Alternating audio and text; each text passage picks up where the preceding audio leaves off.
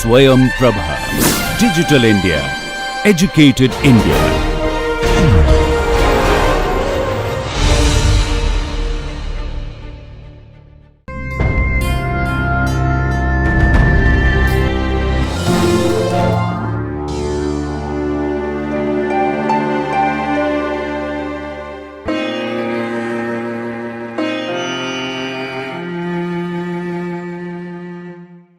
Hello everyone.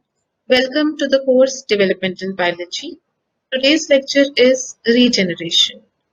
I am Dr. Priya Goyal, working as Assistant Professor in Department of Zoology, Deen Dayal Upadhyay College of University of Delhi. This is the syllabus of Developmental Biology that we are following. We are done with Unit 1, 2 and 3 and we have started with Unit 4, in which we are already done with metamorphosis, and today we will take up the process of regeneration. In today's lecture, we will study what is regeneration, how the regenerative capacity varies across different species, types of regeneration. Predominantly, we will study stem cell mediated regeneration, epimorphosis, morpholepsis, compensatory regeneration. We will take up the example of regeneration in Hydra, which happens by stem cell mediated regeneration, morpholepsis and epimorphosis. Then we will study limb generation in salamanders by epimorphosis and compensatory regeneration in the mammalian liver. Now, before we take up today's lecture, I hope you all are familiar with these terms.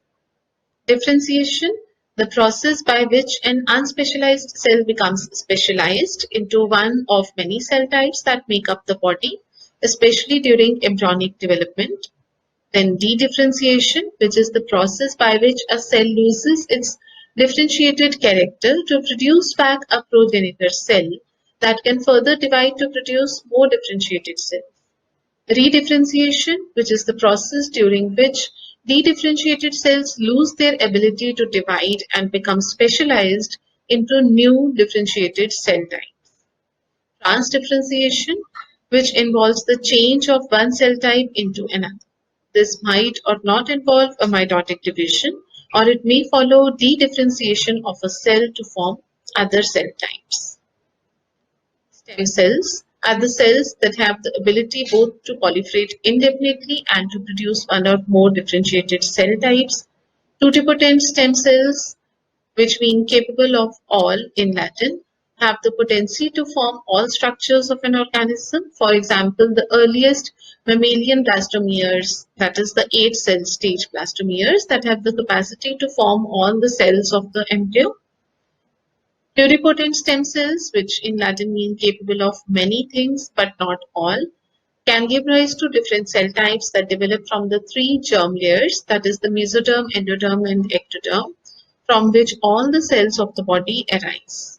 An example of pluripotent stem cells are the cells of the mammalian inner cell mass of the blastocyst, which are able to produce all the 3 germ layers and eventually all the organs of the embryonic body, but not to the trophoblast. Then multipotent stem cells are the adult stem cells whose commitment is limited to a relatively small subset of all the possible cells of the body. And unipotent stem cells are the stem cells that can generate only one cell type, such as the spermatogonia. So all these terms will be used in the lecture today in the subsequent slides. So what is regeneration? So students, if the tail of a house lizard is cut, it is able to regenerate itself from the remaining part of the tail, you must have seen. In some cases, regeneration is so advanced that an entire multicellular body is reconstructed from a small fragment of tissue. Our human body spontaneously loses cells from the outer surface of skin, which is replaced with new cells. So all these replacements are actually possible by the process of regeneration. So what is regeneration? How do you define regeneration? Regeneration is defined as the post-embryonic morphogenetic phenomena, which when temporarily stimulated brings about repair of the damaged cells or tissues, or replacement or redevelopment of severed body parts, or even the reconstruction of whole body from a small body fragment. Regeneration occurs by growth or remodeling of somatic. Regeneration was first of all reported in Hydra by Abraham Tremblay in the year 1740. Now, regenerative capacity varies across species, as you can see in this illustration. Among animals, there is a variable ability to regenerate. Regenerative capacity is very high among the protozoans, sponges, and coelentrates. In planarians, flatworms, and hydra, small fragments of the body can give rise to a whole animal. Some annelids, like earthworms, are able to regenerate some fragments removed from the anterior and posterior parts of the body. Some mollusks can regenerate only the eyes and heads, while squids can also regenerate their arms. Some insects and other arthropods can regenerate only the lost appendages, such as legs. Regeneration is faster in the young than in the adult. Now, echinoderms such as starfishes and brittle stars exhibit another phenomena of regeneration, that is autotomy, in which they can regenerate arms and parts of the body once they are lost. Now, among vertebrates, in fishes, lamprey can regenerate its lost tail. Some can regenerate their fins also. Among amphibians, some salamanders, newts, and their larvae, or the axolotl larvae, show a remarkable capacity for regeneration. They can regenerate limbs, tail, fins, lens, central nervous system, heart, and many other organs. Tail and limb regeneration is found in the larval stages of toads and frogs also. The emperor newt can regenerate its dorsal crest, limbs, retina, lens, jaws, and even tail. Among reptiles, lizards also exhibit autotomy. When threatened, lizards detach their tails near the base to confuse the predator and later regenerate the lost tail. This new tail differs from the old one in its shape, absence of vertebrae, and the kind of scales covering it. Regeneration in birds is confined only to parts of the beak, while the regenerative powers of mammals are much more restricted. The antlers of deer regrow each year.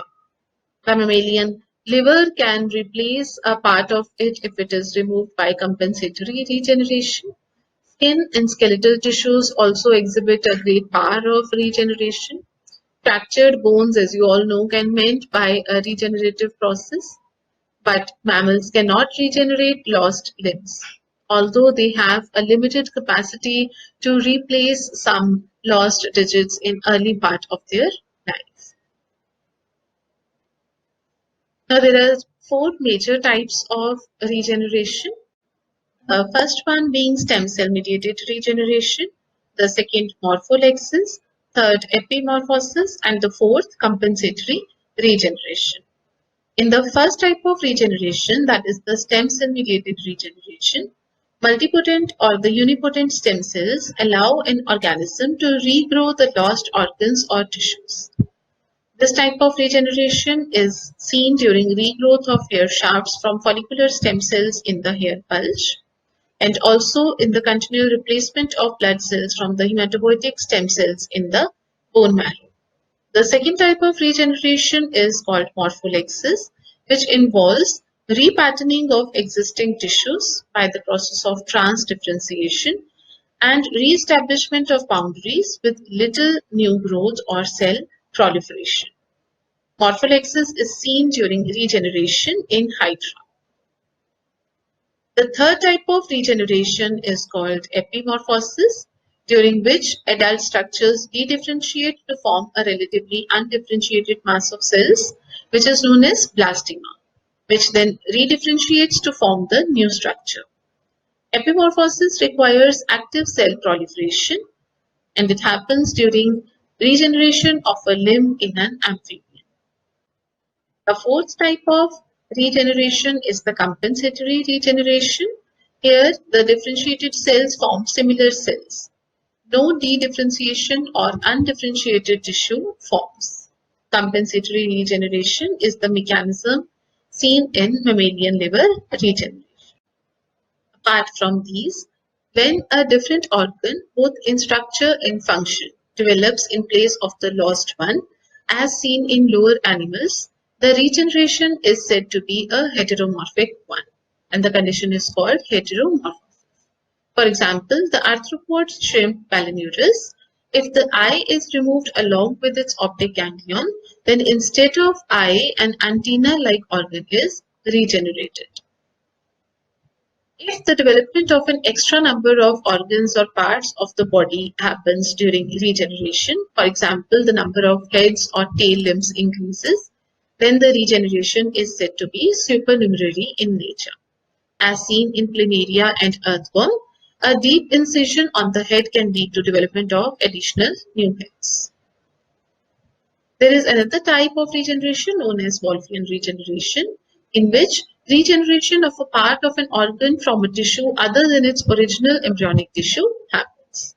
This is a special kind of regeneration which is found in urotails and endurance and is named after its discoverer, Wolff, who discovered it in 1935. Wolffian regeneration is seen in the nude triturus. Here, if the lens of an eye is removed, the new lens is formed from uninjured iris. The original eye is, however, developed from epidermal ectoderm, but the regenerating lens is formed from iris, which is neuroectodermal in origin, thus showing Wolffian regeneration. So first we will begin the example of regeneration in Hydra, which shows stem cell mediated regeneration, morpholexis as well as epimorphosis. Hydra is a freshwater cnidarian, about 0.5 centimeter long tubular body, which is radially symmetrical in nature. Hydra's body has an apical basal polarity.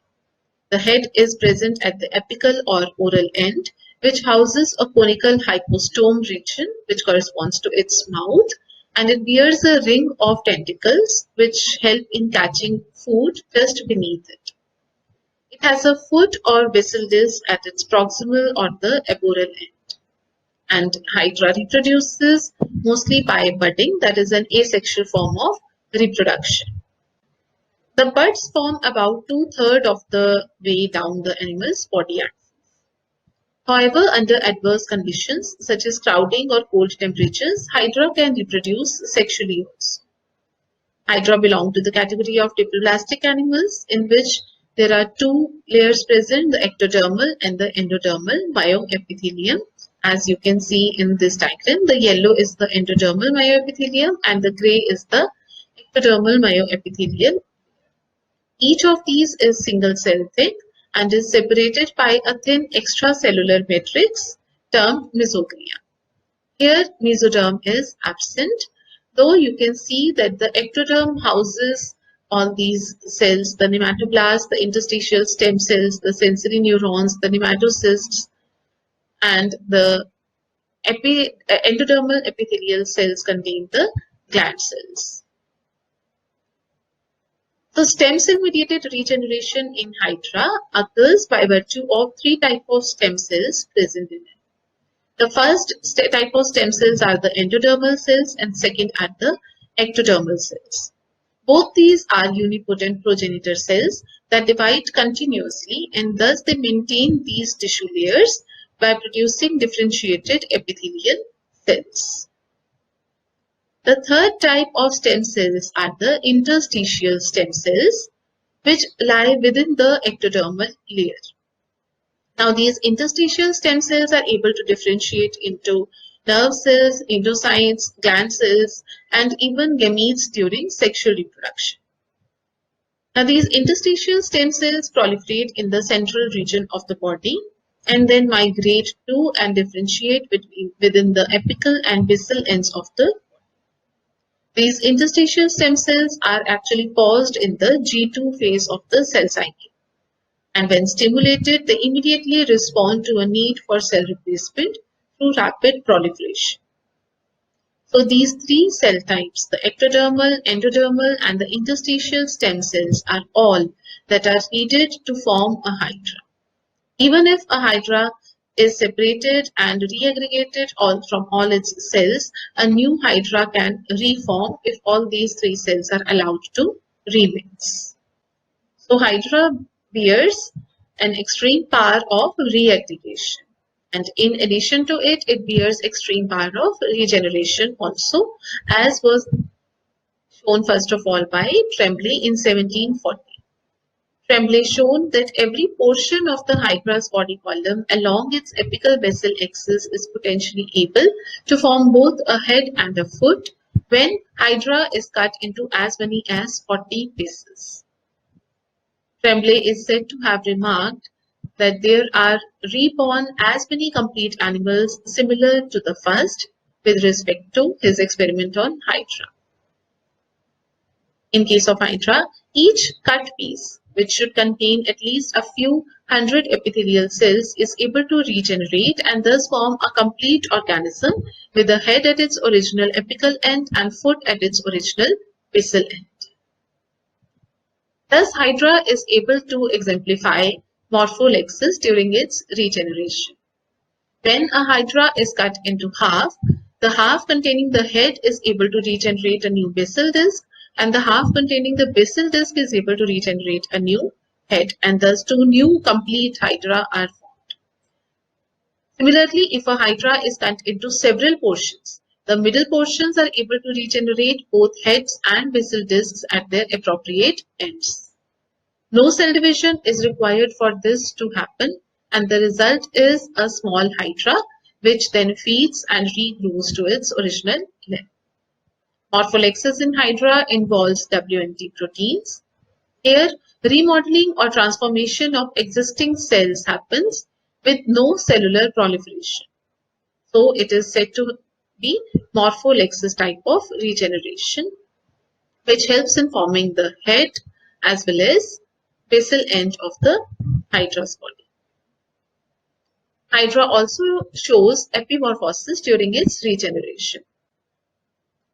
Various experiments have shown that when a hydra is cut at its midsection, the cells derived from the interstitial stem cells, that is the neurons, nematocytes, secretory cells, and gametes, undergo apoptosis immediately below the cut site.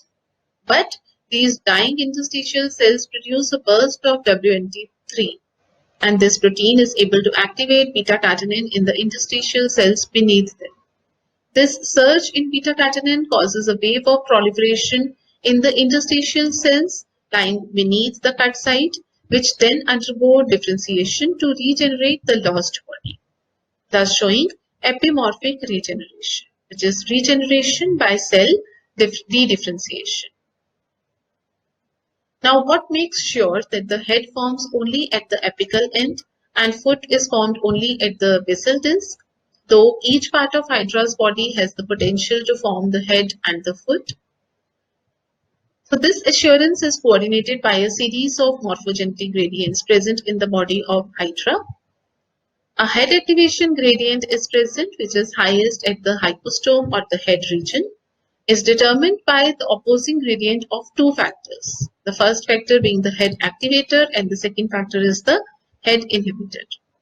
The second morphogenetic gradient is established by a foot activation gradient, which is highest at the basal disc and is determined by the foot activator.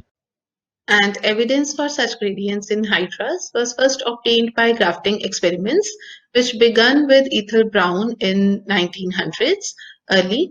Now, when hypostome tissue from one hydra is transplanted into middle of another hydra, it forms a new apical basal axis, as you can see in the diagram A here, with the hypostome extending forward.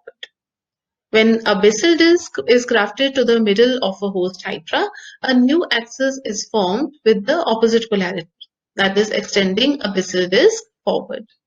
Now, when cells from both ends are transplanted simultaneously into the middle of a host, no new axis is formed or the new axis has got little polarity.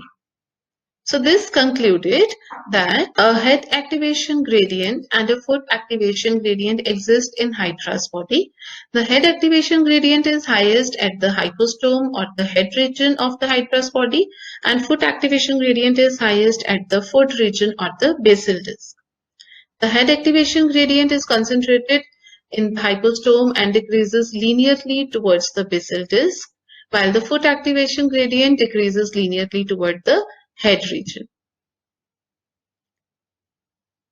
So it was established that the hypostome in the head acts as organizer in Hydra's body. Further experimental evidences by various researchers established that when transplanted, the hypostome can induce a host tissue to form a secondary body axis. The hypostome produces the head activation signal. The hypostome is the only self-differentiating region of the hydra, that is the property of an organizer itself. And the hypostome also produces a head inhibition signal that suppresses the formation of any new organizing centers or any other hypostome in the body of the hydra. So these evidences establish the fact that hypostome acts as an organizer in the hydra's body. Also, WNT3 acts as the inducer of this hypostome organizer region in the head. So WNT3 is the major head inducer which acts through the beta-catenin pathway. WNT proteins are found abundantly in the apical end of the early bud, which defines the hypostome region as the bud elongates. Now, another set of experiments done by Brown and Board in 2002 established that hypostome acts as the organizer for the hydra. They transplanted small pieces of head region into a host hydra whose cells were labeled with India ink or the colloidal carbon. And this established the formation of secondary axis in the host hydra. And they found that when hypostome was transplanted, it induced a new body axis in which most of the resulting head tissue was derived from the host tissue itself and not from the differentiation of donor tissue. Whereas when the subhypostomal region tissues were grafted onto a host hydra, then the head and apical trunk of the new hydra were formed from the grafted donor tissue only, that is from the donor subhypostomal tissue and not from the host tissue.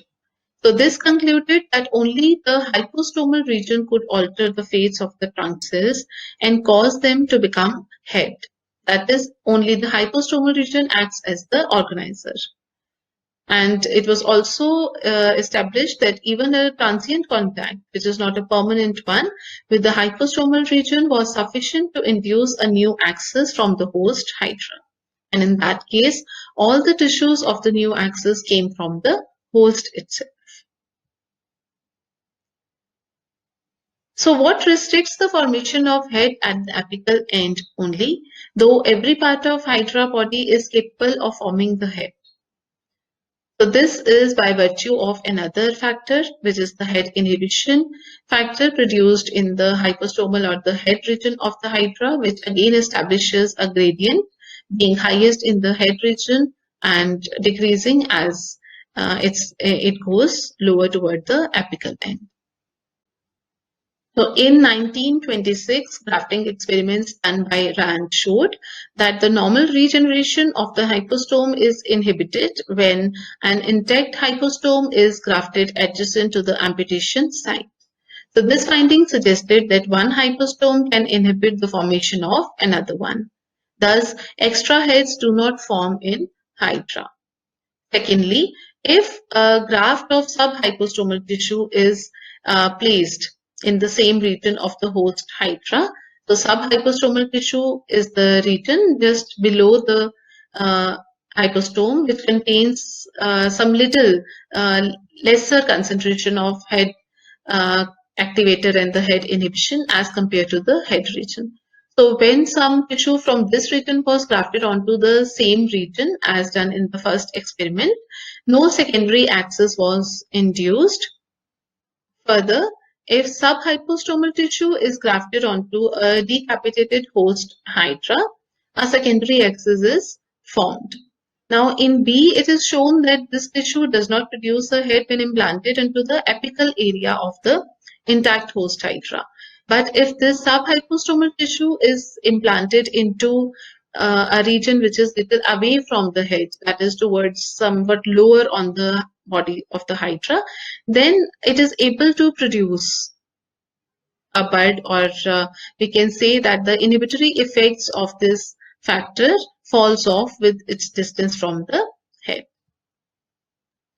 Thus, it was concluded that head formation in the upper two-thirds of the body is prevented by this vector head inhibitor, which is produced by the hypostome in the head region. Remember, the head activator is also produced in the head. So both the head activator and the head inhibitor are maximum in the head region, and their gradients extend from the head down the body column. Now the head inhibition gradient falls off more rapidly than the head activator gradient. So the point where the head activator is uninhibited by the head inhibitor becomes the budding zone. So we see here that the inhibitor and activator gradients also inform the hydra which end is up, and thus they specify positional values along the apical vessel axis. So when the head is removed, the head inhibitor no longer is made, and this causes the head activator to induce a new head. The region with the most head activator concentration will form the head, and once the head is made, it makes the head inhibitor, and thus the equilibrium is restored. So now another question comes to our mind, that what prevents cells in the lower one-third of Hydra's body from becoming head-ridden? So this is the third factor which comes into role here, that is the food activator. Now head formation at the base is prevented by the production of this food activator. So ultimately, from the head or the hypostomal region, the head activator and head inhibitors are making their gradient with the highest concentration at the head, and going as they go down, the concentration of these two goes on decreasing, and at the lowermost end the concentration of foot activator is highest, which goes on decreasing as it goes up.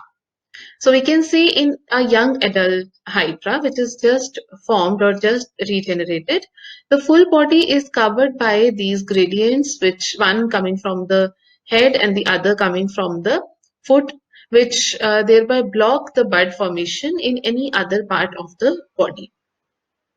As the hydra grows in length, the head and foot move apart, which creates a region of tissue about two-thirds down the trunk, where levels of both the inhibitors would be minimum. And it is this region where a bud will be able to grow. So this is all about the phenomena of regeneration in hydra. Next, we will take up the limb generation in salamanders, which occurs by the phenomena of epimorphosis. So the tailed amphibians, the salamanders and newts, they are able to regenerate any of the lost limb. As you can see in this diagram here, the amputation shown on the left was made just below the elbow, while the amputation shown on the right was done at the above the elbow, and it was cut through the humerus. Now, in both these cases, regeneration happens in a maximum span of 72 days. And as you see that in both the cases, only the lost parts of the limb are grown. That means that regeneration is occurring only in the distal region, while it is not affecting anywhere in the part that was retained after the amputation. So when the adult salamander limb is amputated, the remaining limb cells are able to reconstruct a new limb, which is complete with all its differentiated cells arranged in a proper order. The limb regenerates the amputated part of the limb only in a distal direction, from the point of amputation onwards. The lost limb can be regenerated multiple times. Rather, the salamanders are able to regenerate their eyes, heart, spinal cord, tail, brain, which they are able to regenerate throughout their life.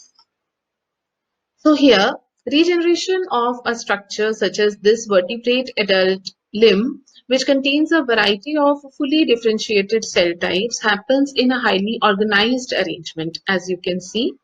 Now, this raises a central question relating to the origin of these cells, like whether these cells which are responsible for regeneration here were already present in the limbs as some special reserve category that become active only after amputation, or the differentiated cells which were already present in the limb, they come into play. As we shall see in the following slides, that regeneration here occurs by virtue of the differentiated cells of the mature vertebrate limb, which undergo dedifferentiation, then redifferentiation, so as to form all the structures of the lost limb. And hence the term epimorphosis is used for regrowing the lost limb in case of salamanders.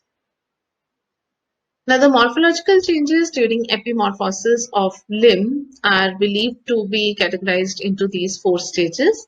The first one is the wound healing, which happens immediately within 6 to 12 hours of the amputation or injury.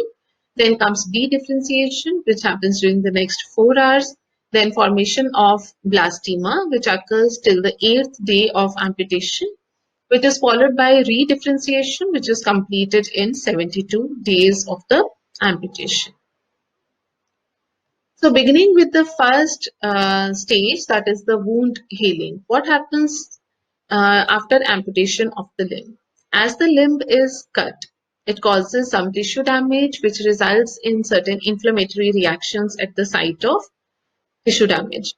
Further, the muscles contract, the blood vessels constrict, and blood clot is formed, so as to prevent any further loss of blood from the cut site.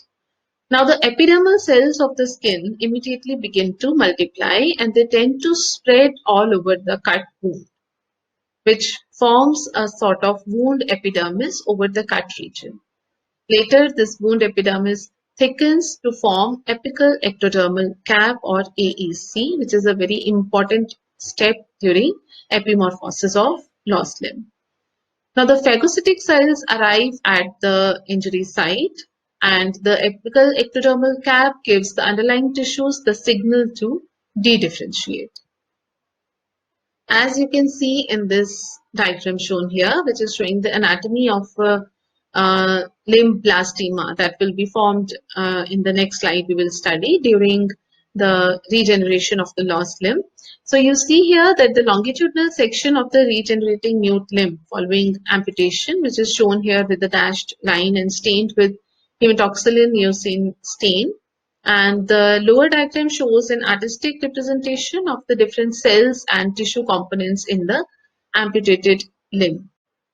Here, whole of the green portion that is covering the tip of the cut region that is being regenerated is shown as the apical epidermal cap here. So after wound healing, the next stage is that of dedifferentiation. Now, during dedifferentiation, the extracellular matrix of the underlying tissues means the tissues which lie just under the cut site, it starts to get degraded by enzymes, proteases. This releases the embedded cells of the specialized tissues of the limb, like the muscle cells, bone cells, cartilage, fibroblasts, neurons, connective tissue. That is all the cells of which the limb is made up of. Now, these cells lose their differentiated characteristics. However, they do not fully de-differentiate. Rather, they become restricted progenitor cells. Now, cells from all these sources become histologically indistinguishable.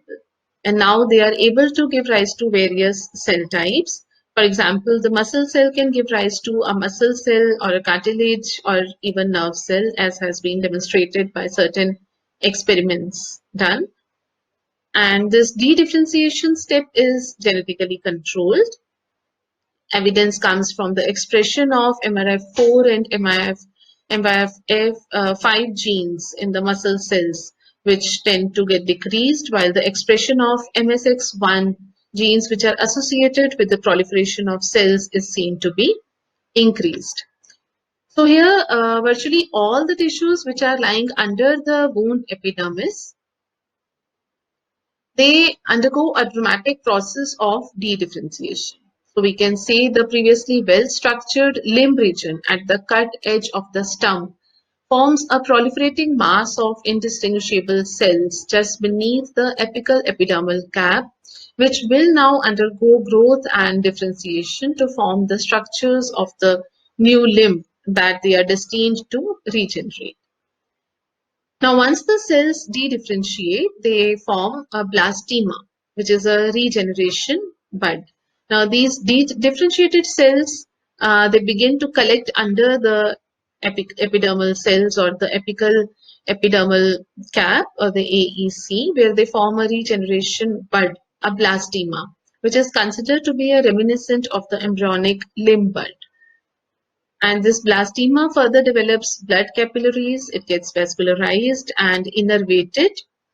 Now, this innervation of the regenerated tissue begins with the development of neurons, in which both sensory and motor neurons have been shown to be developed. As you see again in this diagram, that proximal to the cut plane lies the pre-existing differentiated tissues of the muscle, which are shown purple here. The light blue color shows the skeleton. The nerves are shown in dark gray color here, and the connective tissue is shown in white. Now, once the wound is covered with the wound epidermis, which later forms the apical epidermal cap, the cells from the distal tip of the existing tissues, which are shown yellow here, they start undergoing de-differentiation. Now, these cells, after undergoing de-differentiation, they produce some specified lineage-restricted progenitors of each tissue type. All the cells that have been shown with different colors here are being de-differentiated. And these progenitor cells ultimately form a mass of proliferative cells directly beneath the apical epidermal cap or the AEC that is shown red in color. And this mass of cells is known as blastema. Now, during the formation of blastema, the regenerated neurons start to secrete a nude anterior gradient protein or the NAG, which is a nerve-derived blastema mitogen that promotes blastema cell proliferation within 5 days of amputation.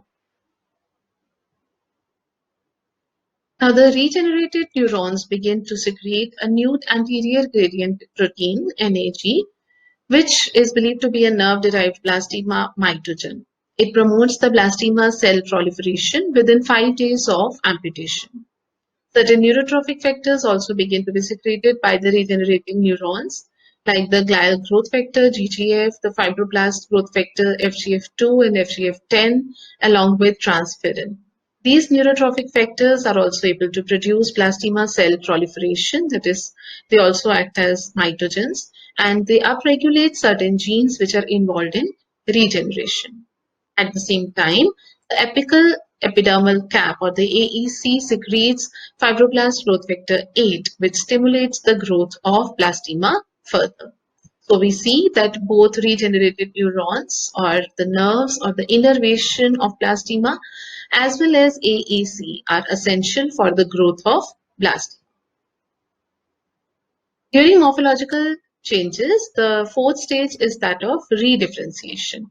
During redifferentiation, the tissues that have already undergone dedifferentiation during the formation of blastema, they start undergoing redifferentiation. Now, the blastema grows rapidly. First, it retains a conical shape and later it flattens at the dorsoventral end, which represents the carpus in case it is a hand which is being regenerated, or the tarsus if it is a foot that is being regenerated. Further, at the dorsoventral ends, which are flattened, certain rudiments of the digit begin to appear. Further, they are separated by slight indentations at the edge of the plate and later elongate to form new digits, while the whole limb continues to grow until it attains the size of a normal limb. Eventually, the limb resumes a normal function, and the function is of movement. All specialized structures of the new limb are generated. The new limb becomes indistinguishable from the other limb which was already present there. So ultimately, the regenerated limb is able to show a clear-cut proximal distal, anterior posterior, as well as a dorsal ventral polarity. So this redifferentiation stage is again controlled by certain factors. Predominantly, nerve supply is required during redifferentiation also. Then the fibroblast growth factor is required along with retinoic acid. Retinoic acid is produced by the apical epidermis.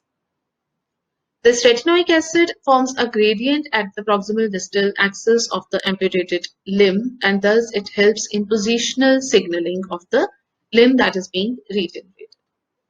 This gradient activates the Hox genes, which determine the limb pattern in the blastema.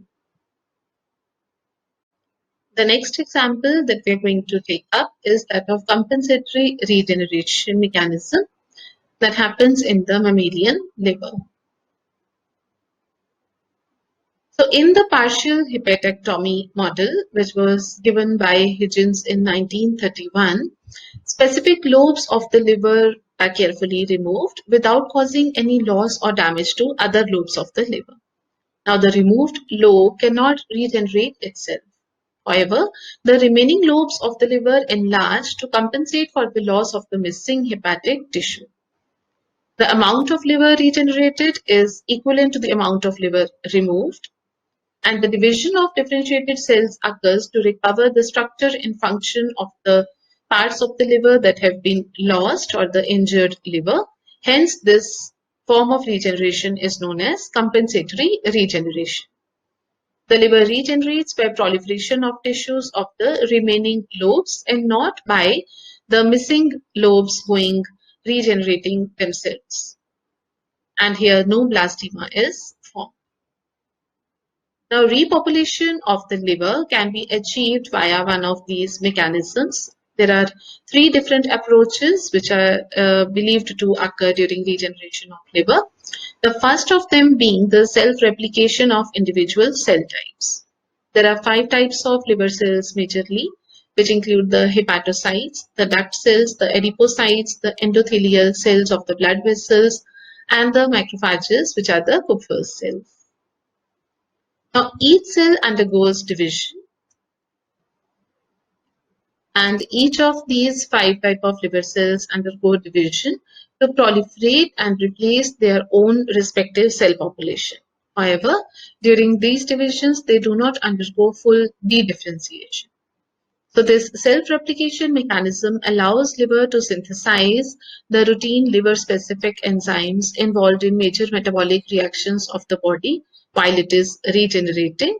That is, it is able to regulate the glucose levels in the body, degradation of toxins, synthesis of bile, and production of albumin, and all the other major hepatic functions while it is regenerating.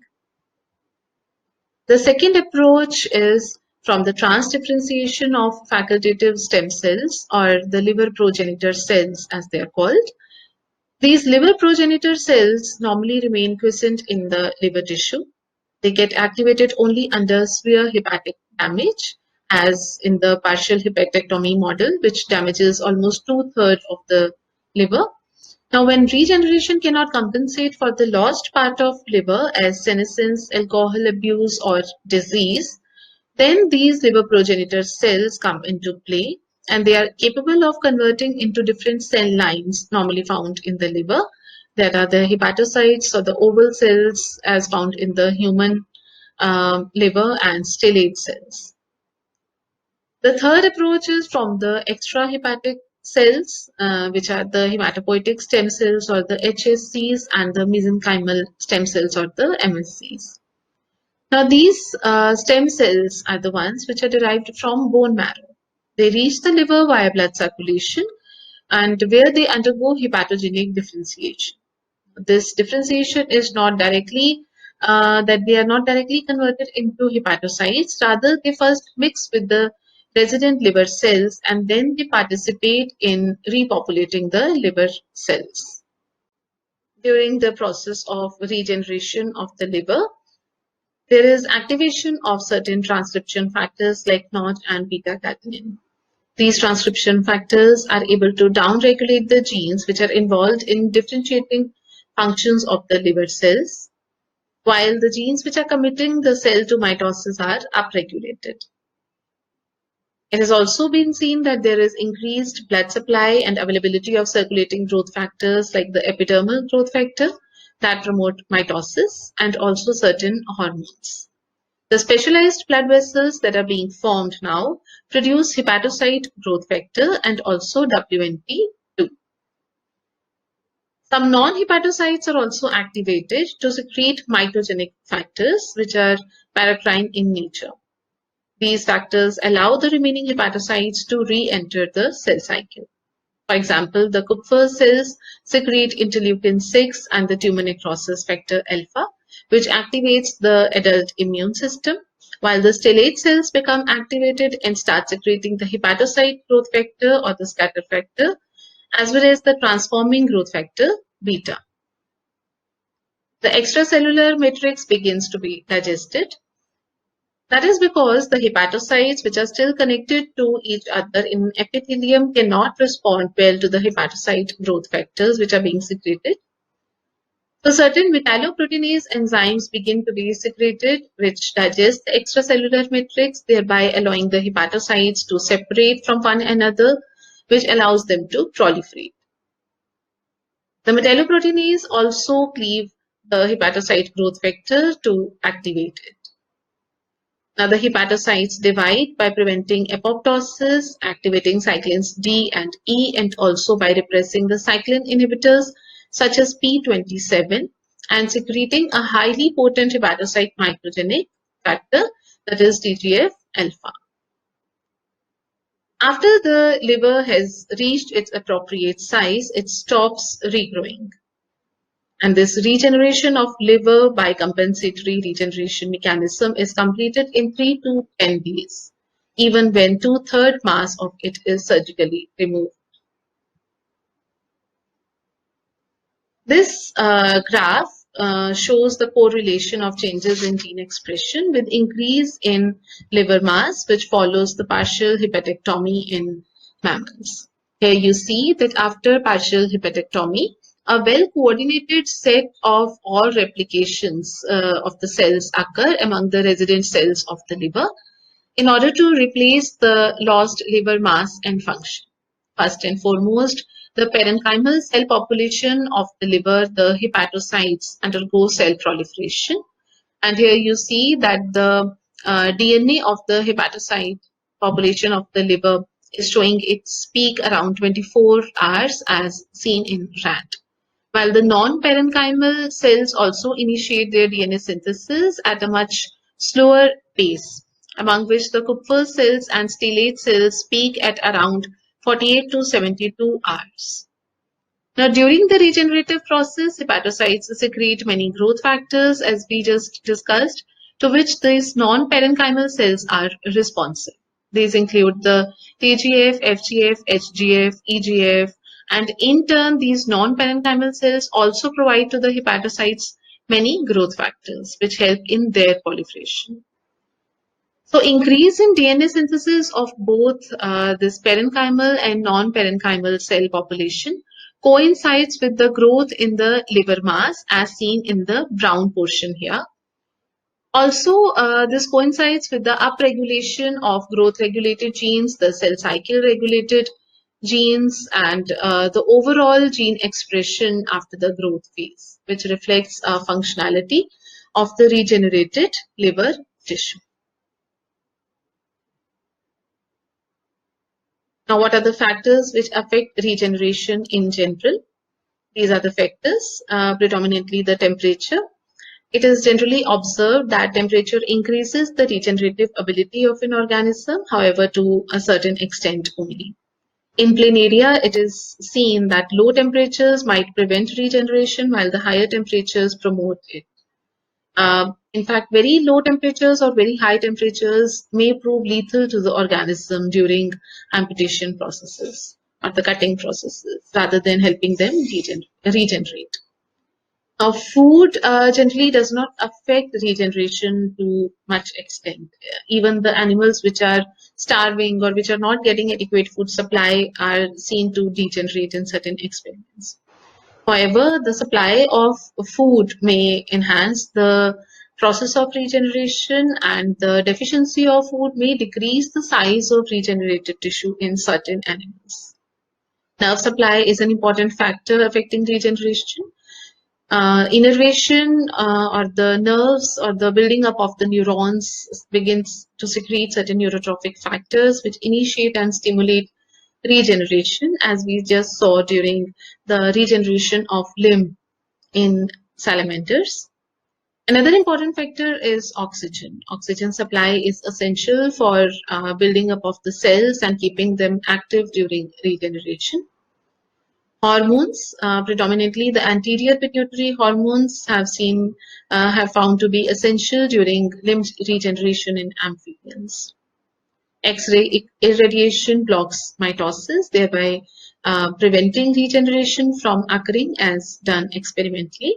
While the electrical field is shown to stimulate tissue regeneration and healing of fractures, again has been demonstrated in certain experiments done in the laboratories.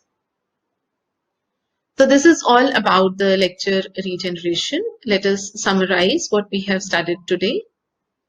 Regeneration is a post-embryonic morphogenetic phenomenon which, when temporarily stimulated, brings about repair of the damaged cells or tissues, or replacement or redevelopment of severed body parts, or reconstruction of whole body from a small body fragment.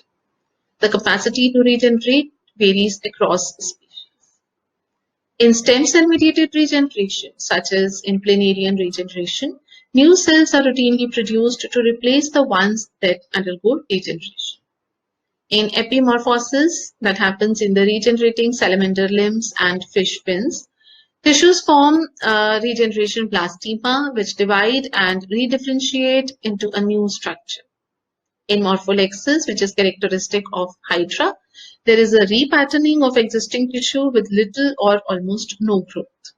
In compensatory regeneration, as seen in the mammalian liver, cells divide, but at the same time they retain their differentiated state. Regeneration can also be heteromorphic, supernumerary, or Wolffian in nature. Hydra produces head activation gradients, head inhibition gradients, and foot activation gradients, and budding occurs where these three gradients are minimal. Hydra can propagate by stem cell mediated regeneration, morpholexis, and epimorphosis. The hypostome in the head region acts as the organizer, while WNT3 acts as the inducer in Hydra's body during regeneration. Limb regeneration in salamanders occurs by epimorphosis. At the point of amputation, the epidermis forms an apical ectodermal cap, or the AEC, while the cells beneath this AEC dedifferentiate to form a blastema.